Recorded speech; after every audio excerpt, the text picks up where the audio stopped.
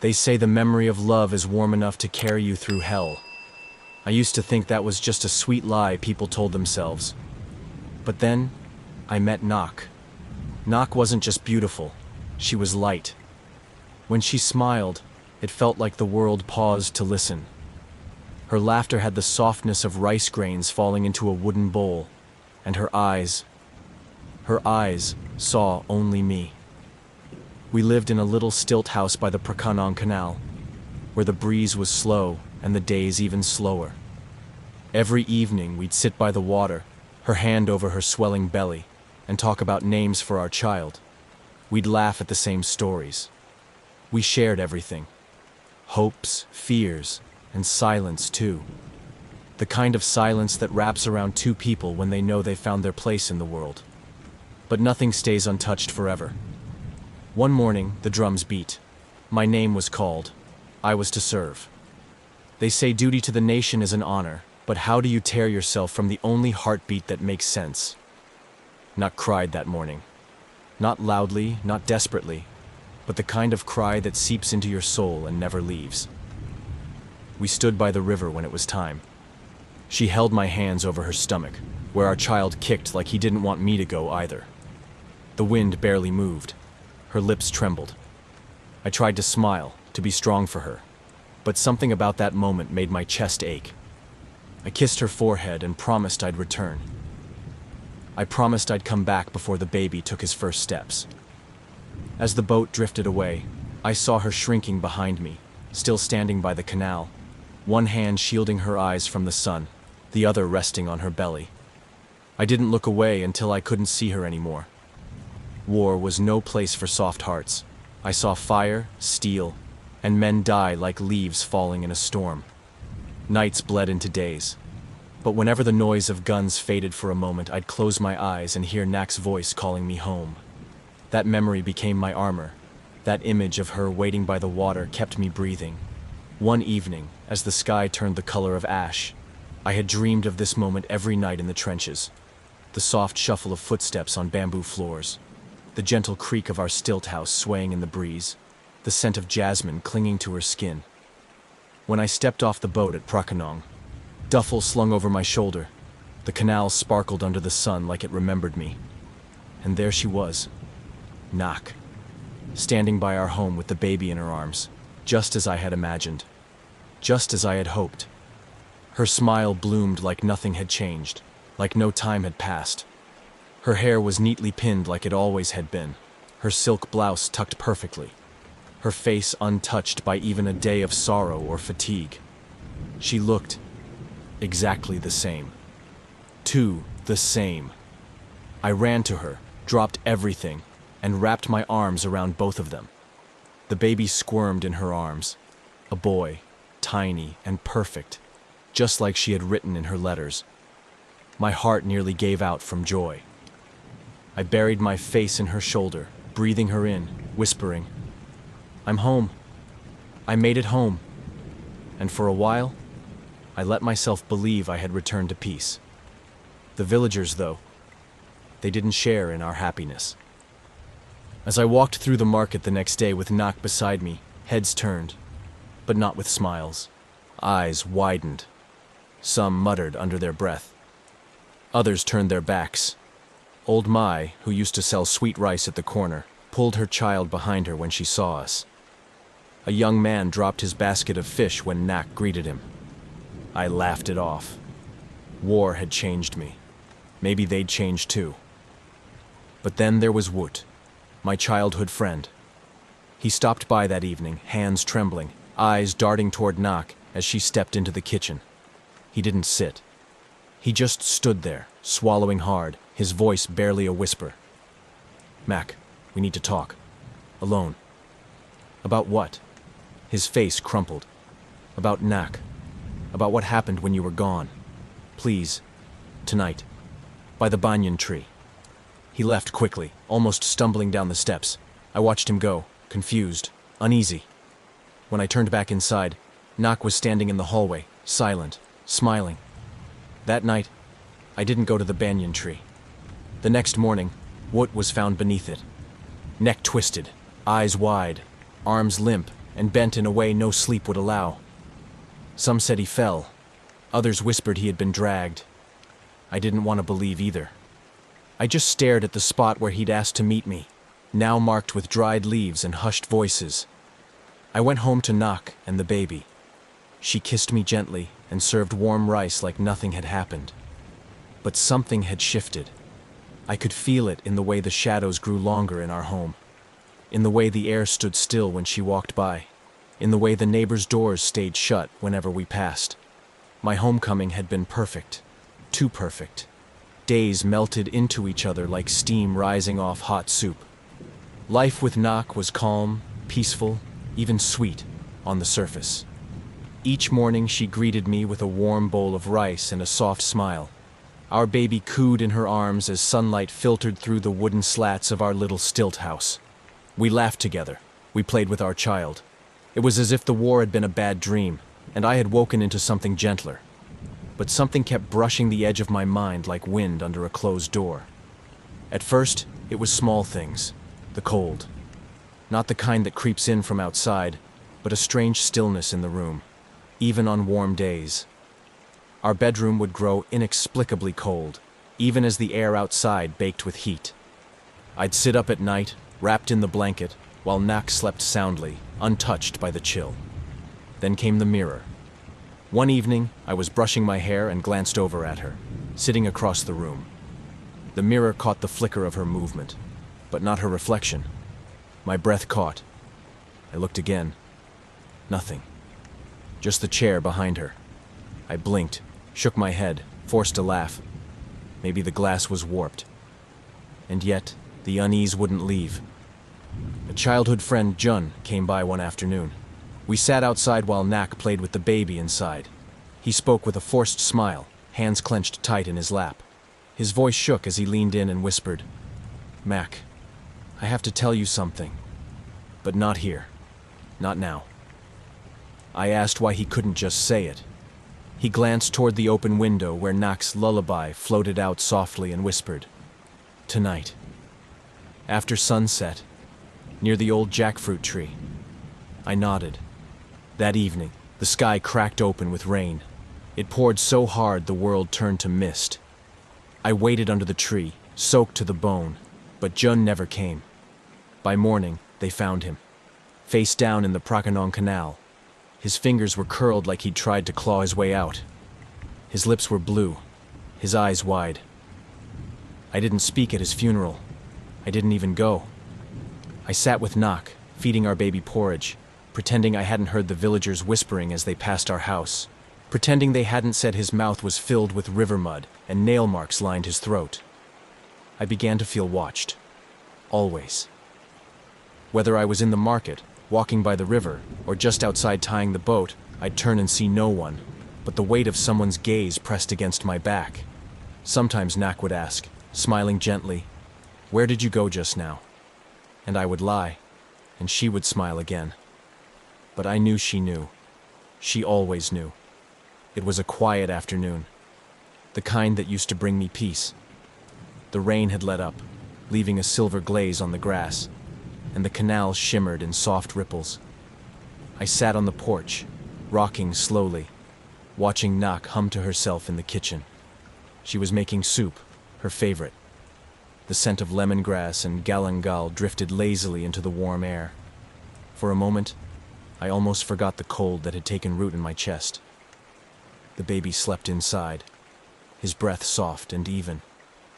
And Nak, my beautiful Nak, moved with grace as she stirred the pot, her blouse fluttering ever so slightly as she leaned over.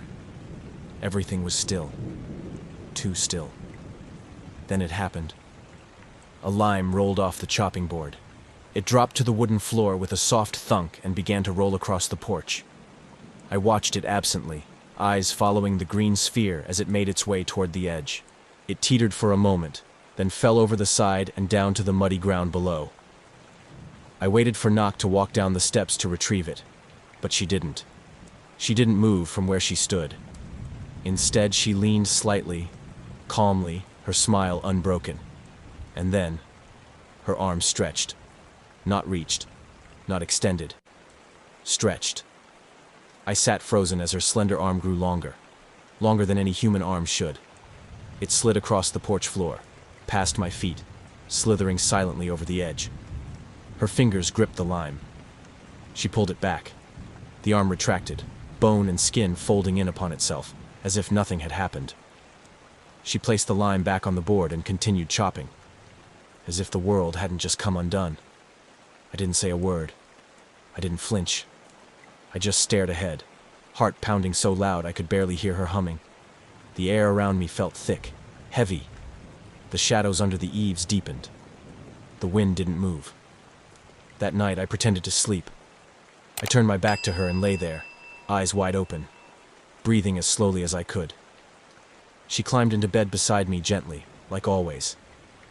She whispered, "I love you," and placed her hand on my chest. I didn't move, but my skin crawled beneath her touch. When her breathing slowed and the night settled into silence, I stared at the ceiling. My thoughts ran wild, splintered by fear. What had I seen? What was she? What was I living with? I knew then. I couldn't stay. I had to leave. I had to get away from her, from this house, from this illusion that had turned into a nightmare stitched together with warmth and decay. I would run. I didn't know where yet, but I would run. Because Nak wasn't Nak anymore. And something deep inside me whispered that she never had been, not since I returned. The nights had become unbearable. Sleep came in broken fragments, and when it did, it brought only nightmares. I would jolt awake drenched in sweat, convinced I'd heard something moving just beyond the walls. Nak, always lying beside me, would whisper softly, "I'm here, Mac. Don't be afraid." But I was. That night, after the lime, after her arms stretched like something out of a fevered dream, I knew I couldn't stay. I couldn't keep pretending this was my wife, that our life was still whole. She might have looked like Nak, sounded like her, held our child the same way, but something inside her had shifted, or perhaps had never returned at all. I made my decision. I waited until late, lying still under the thin blanket, listening to the sound of her breathing. Too even, too perfect. The baby didn't stir. The entire house felt wrapped in silence, the kind that doesn't come from sleep, but from something watching. Just past midnight, I slipped out of bed. I didn't pack. I didn't even put on shoes.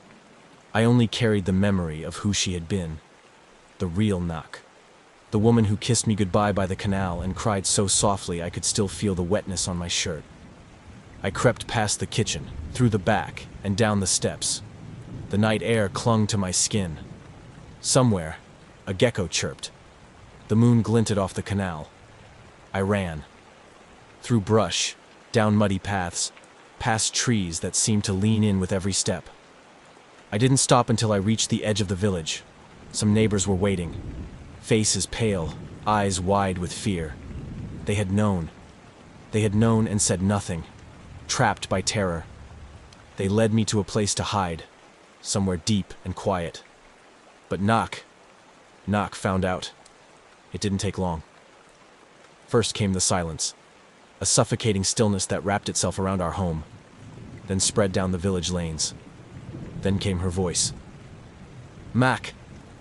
It began as a soft call, but each time it echoed through the night, it twisted, longer, sharper, more desperate. Mac turned to Mac, then into a wail that cracked the air like thunder.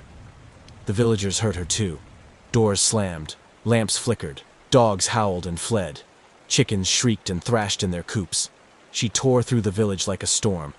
I heard it from my hiding place, wood splintering, windows shattering, pots breaking. Then someone screamed. A man, brave or foolish, tried to stop her. I don't know who. But I heard the sound his body made when it hit the ground, heard the silence that followed. Her footsteps came closer. Not heavy, not rushed, but slow and sure. Her voice, now twisted with rage and grief, echoed again. "Mac! Come home." She floated past the rice fields, past the canals, her long black hair trailing behind her like a river of shadow. Her face, the one I used to kiss each morning, flickered between sorrow and fury. She knew. She knew I had run. And she would not rest until I returned. Somewhere inside me, love still lived, but it was now tangled with fear so deep it made my bones ache. I had left her, and she would tear the sky apart before she let me go. They say grief changes people, but Nak was no longer people. The night I ran, she screamed my name into the sky, and the sky answered. Thunder cracked without rain. Trees trembled without wind. The entire village seemed to shrink into itself as her cries echoed from one end to the other, bouncing off stilt houses, curling through narrow alleys, sliding beneath closed doors. And then she changed. The woman I loved, the soft hands that once held mine, the voice that used to hum lullabies under moonlight. She was gone. What remained was something born of sorrow, raised in betrayal. Something cold. May Nak. She stormed through Phra Kanong like a wave of fury. Roof tiles exploded into the night like shrapnel. Animals collapsed without reason. Pigs, chickens, even the stray dog that always slept near our porch. I heard it howl once, then nothing. The canal turned still, eerily still, like it too feared her rage. Doors rattled, lanterns burst, bamboo walls splintered under invisible weight. People screamed, some ran, some tried to hide beneath beds, behind cabinets, under blankets that no longer offered comfort. One man, in desperation, flung himself into the river. They found him the next morning, face blue, mouth open wide like he had drowned in silence. She hovered over homes, her feet never touching the ground. Her face flickered. Sometimes Nak, sometimes something else. Her eyes glowed, her mouth moved, but her cries didn't match the shape of her lips. It was as though she spoke in a language none of us could hear, but all of us felt. Some whispered she tore through a house looking for me, overturning clay pots and snapping staircases in half. Others said she stood atop the roof of the granary, her long hair sweeping like smoke in the wind, her baby cradled in one arm, both faces blank and watching. I watched from where I was hidden, cramped, suffocating, shaking in a place no light touched. Guilt tore into me harder than fear. I had left her. I had promised I would never do that, not even when the war came. But how could I have known she'd keep her promise beyond death? One night, she reached the temple gates. She floated there, hovering just outside, her face dripping with tears that didn't fall. Her hands clawed at the air, stopping just short of the threshold. Her voice was quieter now, less rage and more ache. Mac. Why? I couldn't answer. I just curled into myself, torn between terror and shame. Someone, a villager, face pale as rice paper, found me and whispered through the shadows. She's bound, Mac. Not by chains, not by soil, by love, and by pain. I didn't ask what that meant, because I already knew. She wasn't trying to destroy us, not at first. She just wanted me back. She had waited too long, loved too deeply, and when I ran, I broke whatever fragile thread had held her grief in place. Now, it was unraveling, and if she couldn't have peace, none of us would. I didn't sleep for days. I couldn't. Every time I closed my eyes, I saw her, hovering in the dark, her long hair hanging like dripping ink, her face shifting between love and rage. Somewhere out there, May Nak still wandered, waiting at the edge of the world I once called home. I didn't eat. I barely breathed. My thoughts circled like vultures. And then, without warning, she came to me. Not with a scream or a shattering window, but with silence. A stillness that sucked the air from the room. I opened my eyes, and there she stood in the doorway, the baby in her arms, both silent. Her dress shimmered. Her feet hovered just above the floor. The wind did not stir her hair. She didn't speak. She didn't have to. In that moment, something shifted inside me. My fear cracked under the weight of grief. I saw her, really saw her, not as a specter or nightmare, but as Nak, my Nak, and the pain she carried hung off her like wet cloth. And suddenly, I saw more. Visions poured into my mind like floodwater breaking through a dam. I saw her screaming, drenched in sweat, gripping the bed frame in agony, alone, calling my name again and again as her body gave way. Blood. The baby crying. Her breath shallow. Her voice hoarse. One last scream. Mac!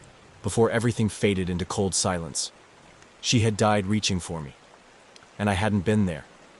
I fell to my knees. The weight of her suffering crashed into me like a tide. My chest cracked open with guilt, with sorrow, with love. "I'm sorry," I whispered. I didn't know you died alone." She knelt down in front of me, the baby still nestled quietly against her chest. Tears spilled from her eyes, real tears, or maybe something more ancient than water.